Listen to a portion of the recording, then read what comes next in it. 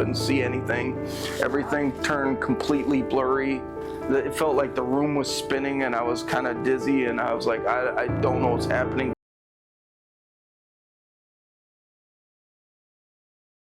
So was everything successful? No.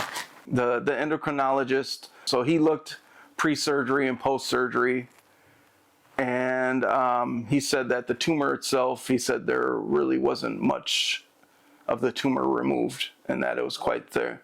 He said the fact that there wasn't much of the tumor removed, and what ends up happening is once you start to mess with the tumor, it's going to get much more aggressive. So what was once a slow growing tumor, he said, is now going to be exponentially growing. Wow. So that raised caution. So he said to my wife and I suggest you find the top neurosurgeon in the U.S.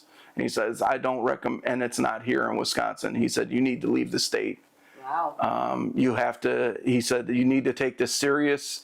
He said, I've had people come in at your age and they're no longer with us before they even hit 50. Wow. He said, because it wasn't handled and taken care of properly, you need to, find the right doctor. So he recommended us a couple doctors, one in at Mass General in Boston and one with the Mayo Clinic, and there was one other one that was quite further away. So we kind of did some research on it, went home, and as you can imagine, it was an eye-opening experience. Like, I literally had this doctor that told me everything was fine, and it really wasn't.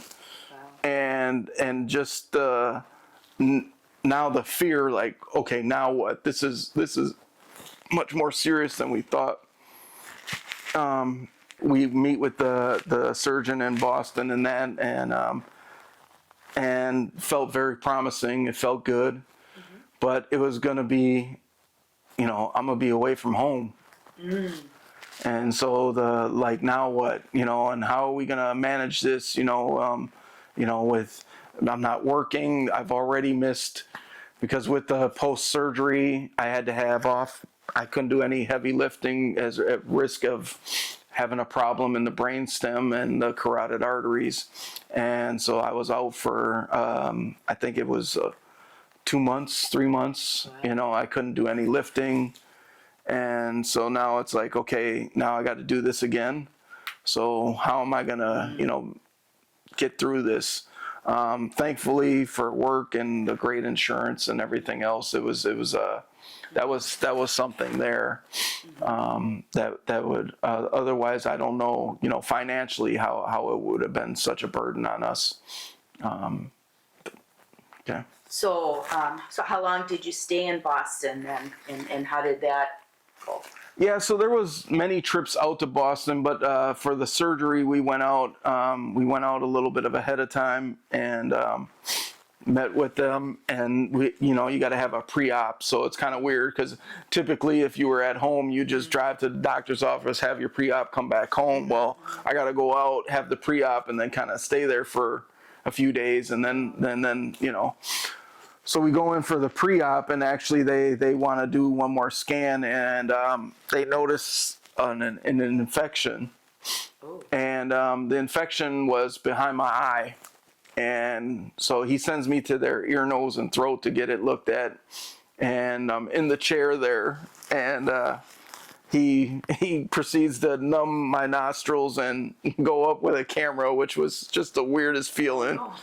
And but it turns out there was bone fragments in there from the first surgery. Oh no.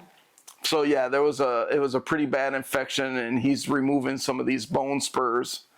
And I'm like, okay, that explains some of my sinus problems that I was having and stuff like that. I just thought, maybe something was going on, but that was kind of like, wow, I had a hack job done.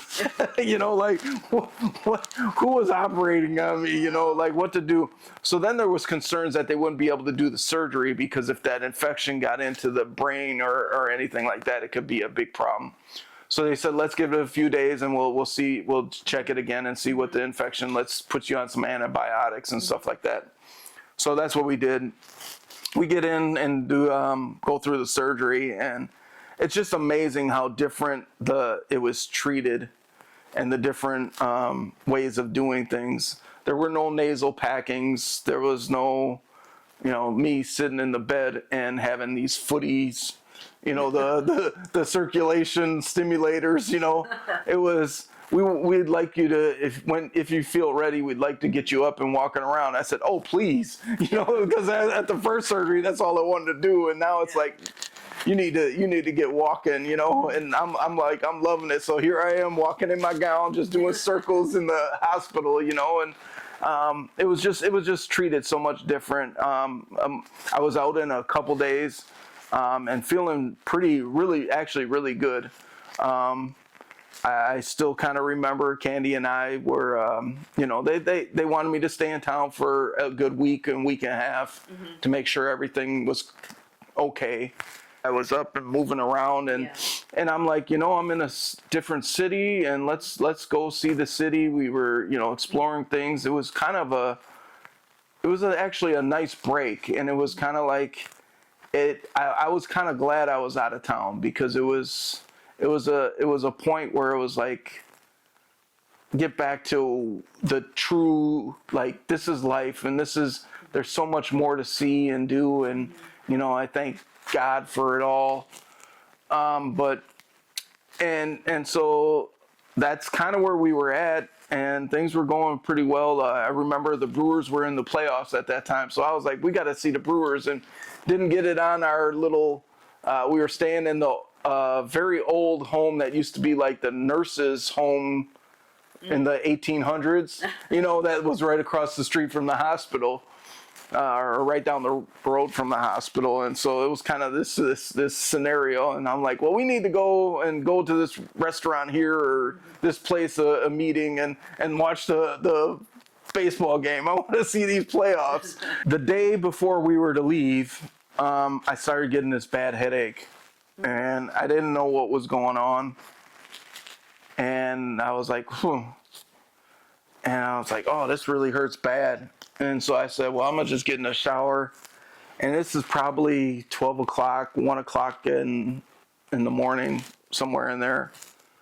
And Candy was sleeping, and I got up, took a shower in that, and I said, man, it was hurting pretty bad.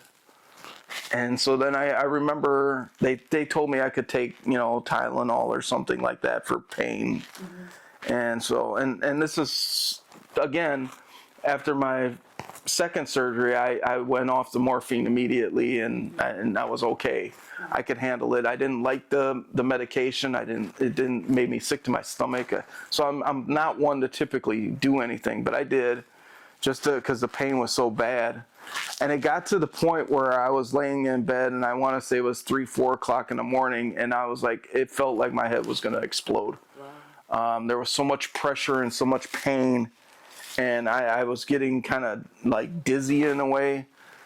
And so I think it was like 4 or something in the morning. I remember waking Candy up and saying, hey, we got to go. We got to get to the hospital. Something's wrong here. I don't know what's happening. And so we started getting ready and getting dressed and things like that, and to go to the hospital, and I forget at what point it was, but all of a sudden I kind of like lost my vision. I couldn't see anything. Everything turned completely blurry, hazy. I was seeing, it felt like the room was spinning, and I was kind of dizzy, and I was like, I don't know what's happening, Candy. And I gave her my hand, and I said, lead me, because I can't see. So you were blind. I literally could not. I mean, it was, I guess it would be like looking through a kaleidoscope kind of thing, is the way everything looked. It was so, everything was all jumbled and just, so she got me over there, and immediately they went into like emergency mode. They didn't know what was happening. Put me on some morphine to dull the pain, and then they started running test after test. At one point I had a spinal tap done, because they thought it could be like some kind of meningitis or something like that. And those all came back negative. it had turned out what had ended up happening is the pituitary gland decided that it was going to kind of leak its fluids. So it was basically like I was having an aneurysm at the time because the fluid had filled up in my head and kind of put the pressure on the brain at that time. So it was, so then it was like, well, now what, you know? Yeah, that must have been pretty scary. How did you cope with that? Through the whole journey and this whole journey, it was the relationship with the Lord and my wife and family and the people that were praying for me, you know, that it made the journey easier. And I was, at that time, I felt like I'm at peace. If this is the way we go, this is the way we go. Which was, it was scary in a way because I was still, my relationship was, at that time, I felt very connected and strong and well with the Lord, but I knew what my past was. And it's like, you always question, at least I do. I question, like, did I ever measure up? Did I have the right relationship with him that I needed to have? And, you know, kind of, I was still early in my feelings that way. And I guess I wasn't educated enough on, you know, his grace and that. So that was the struggle that internally that I was kind of thinking, but I was at peace. Like if this is what it is, this is what it's going to be, you know, but more concerned of what's going to happen with my family here. Yeah. At that point then, so they did the test and they said it's definitely the fluid. So the doctor came in and said, we're probably going to go in and do the surgery and drain the fluid and kind of go back into where we were. So well, I'm like, exciting. This is the third time's a charm, I'm hoping, you know. But I remember that night, Candy and I, we dug in and we leaned in and pulled the laptop out and kind of brought up music and we're just kind of doing worshiping and we were praying over that. And there was this calm and this peace in the moment that you wouldn't necessarily feel. It was like, okay, I'm just sitting here. I just close my eyes because it was better to close my eyes than to see a scrambled mess in front of me. You know, you still couldn't see. I could not see. It was tough. You know, and so then it was like, okay, we're gonna do this. Mm-hmm. And they would try to come in and do some, you know, eye test, the charts, you know, that had the little chart and can you read it? And I'm like, I can't see anything. I got nothing for you here, you know? So it was one of these deals that, you know, hey, we gotta, you know, we're going to do this surgery. So we did that night. We prayed, we worshiped, we sang. Mm-hmm. And I remember I woke up in the kind of the middle of the night. I won't say the middle of the night, but I'm an early riser anyway. But so 3-4 o'clock, I'm up and I'm kind of looking around. I'm like, wow, you know, I kind of open my eyes and I'm like, I can kind of see, but it's weird right now. And it became like this kind of like picture in picture kind of thing. So I was seeing like 2 images of everything. Wow. But if I close my eyes, I could see, you know, just one image. Mm-hmm. Or close one eye. Oh. You know, and then if I close the other eye, I could see a single image. So I was like, huh. So the doctor came in, the nurse came in, they were asking, I said, oddly enough, I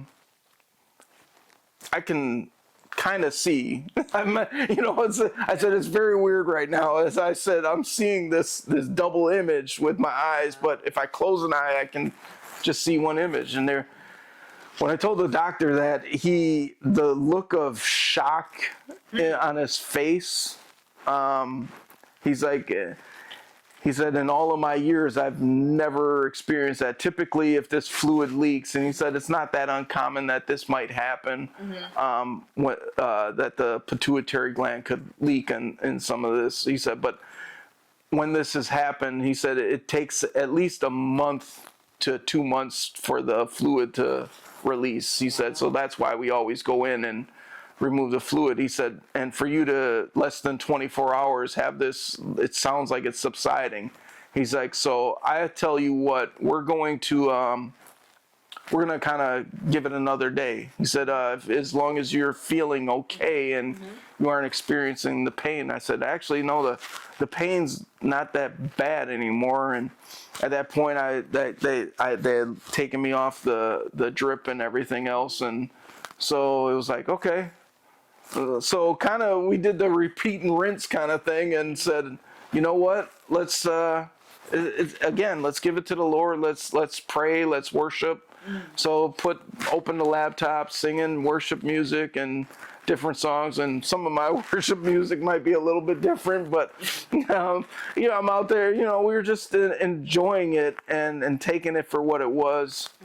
And trying to make, like, if this is the last moments, we want it to be good moments, so anyway, wake up the next morning, and I won't say my vision was 100%, but it was pretty restored. I could see fairly well off in the distance.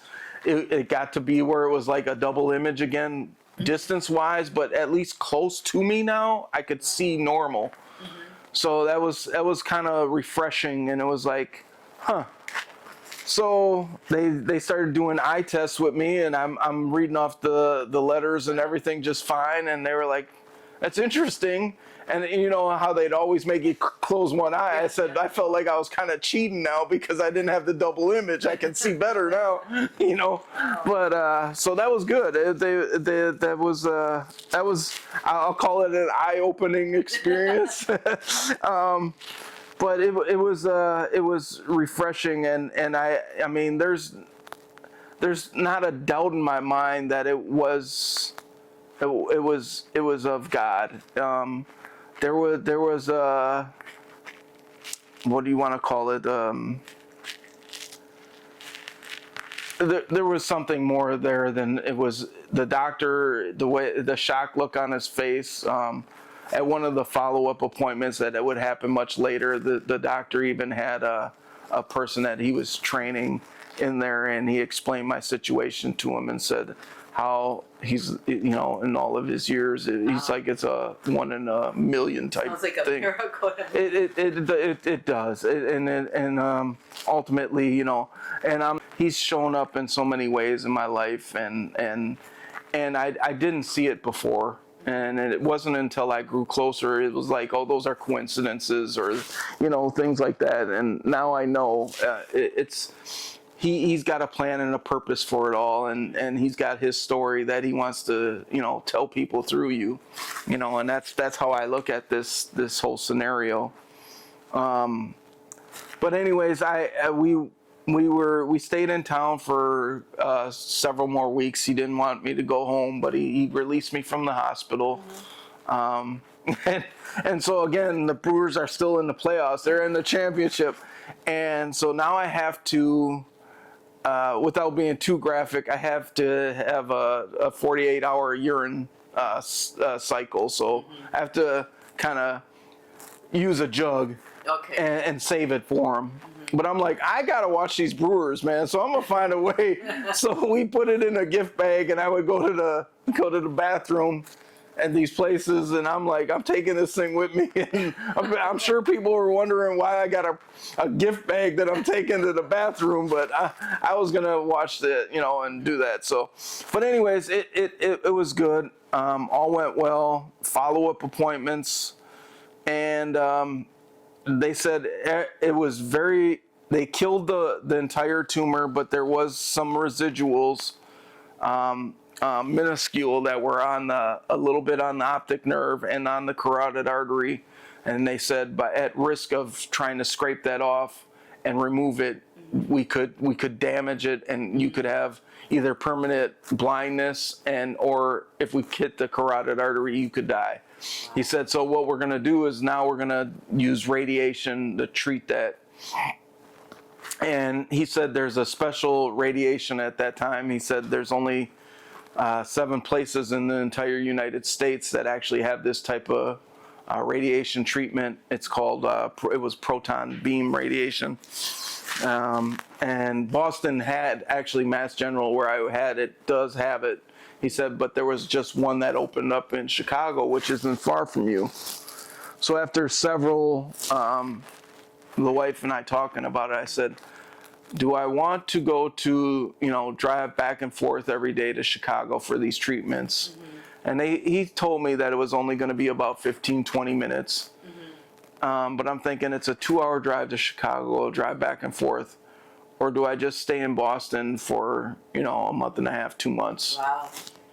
And I said, based on the fact that this is new to Chicago, I want to go where the experience is. And not to say that the Chicago didn't have the experienced doctors to do this, but I just, good record with this but one. I have a good record with this one. The surgery went well, everything went well. I was feeling good. I felt that my place was there. So I met with the radiologist. He partnered to help kind of create this radiation. So I got fitted for a mask, which I honestly, that probably scared me the most. I'm a little bit claustrophobic. I don't like the MRIs that I had to go through. And they were talking about how this machine is it's centralized locations, and they got to create this mask to cover and a pillow behind your head and lock your head down in place. And so I'm like, oh my, I don't like being locked down, but we're gonna get through this. And so oddly enough, we went in and had the pre-ops and stuff like that. And so the one of the ways they can pinpoint it and make it so accurate is they have marking beads, and these marking beads actually get put into your head. So I have three small BBs in place in my head as markers for them, and they would spin you around and lock your head in, and then they could continue the treatment. So it was quite cutting edge. And oddly enough, it wasn't as scary as I thought. After the first treatment, it was, okay, I get this. So it was open air, and you were on this big platform kind of bed, and your head was locked down, and they did this. And then they said, is there certain music we can play for you or anything like that? And I said, well, yes. And so I had my music on, the stuff that I like to listen to, and it was just it actually made it was like 10-15 minutes, and then I would go and go see the sights in the town. It was out and about, and just try to enjoy life. And I think at some point that was part of the healing process as well. The toughest part about that my wife and my boys were out with us, but could only do it through Easter break because of school and stuff. So I got about a week or so with them, and then thankful for my uncle, my aunt, and my cousin who came out and stayed with me during my treatments, because I needed somebody to be with me to, kind of a caretaker in essence, to kind of make sure all is well and kind of watch over me. We ended up staying in the Hope Lodge, which was, again, when I talked about financials, this was free service. They offered it to the cancer patients and stuff like that. And so it was an amazing experience. It helped shape me in a lot of ways. And the great people around me, and just the treatments, we got through the treatments. And I think at this point now we're probably at almost 20 years or, 15, 20 years of post-treatment. And I feel good. I feel healthy. I have, I'm thankful and grateful for the people that did the work, but God's grace on me to provide me this opportunity and this testimony. So what would you say to anyone that's going through, a grave or a health situation? Listen to the Lord. Get your relationship right with Him first. He guided us. Without a doubt, we sat and prayed on it. It could have went a whole different way. I could have went back to that same doctor, the original one. that told me everything was fine. It's a baseline, and I could have kept following through on that. But something told me something was off. It didn't feel right. And thank the Lord that this endocrine, this other doctor, stepped in and said, absolutely not. You need to see someone else. And if you need me to call your current doctor that did this surgery and tell him that this was a failure, I will do that for your good. I didn't speak on it, but this endocrine had a direct connection with the doctor in Boston. I did not know that at the time when he told us that. Yeah. But he has a direct connection. They actually tour the United States giving training processes on this exact tumor and the surgeries with that because he specializes in it. So it was like, okay. And if it wouldn't have been for that, and you know, and that's all. It's again, I talk about coincidences, but it's not. It's God speaking and listening to that voice. You'll know when you hear it, you know, and lean into that, and just don't take what the doctors are saying is golden. And I'm not saying any ill will to the first doctor.